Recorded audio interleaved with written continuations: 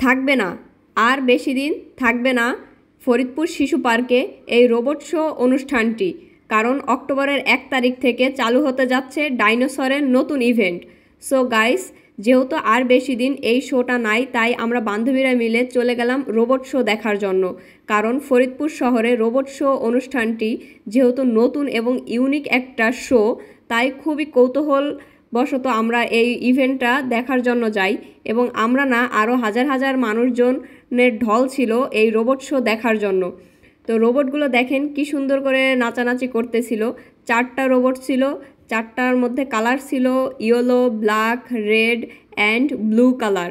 4টা রোবটই ছিল অসাধারণ এবং তাদের পারফরমেন্স ছিল খুবই ভালো। বাচ্চাদের খুব সুন্দর করে বিনোদন দিতেছিল এবং বাচ্চারাও হাততালি দিয়ে রোবটগুলোকে ইন্সপায়ার করতেছিল যেন তাদেরকে সুন্দর সুন্দর করে নাচ দেখায়। তো আপনি আপনার বাচ্চাকে কেন এখনও রোবট শো অনুষ্ঠানে নিয়ে যান নাই? তাড়াতাড়ি গিয়ে 100 টাকা দিয়ে একটা এন্ট্রি করে ফেলুন, আর আপনি আপনার বাচ্চাকে রোবট শোটা এনজয়েবল করেন। So guys, bye bye.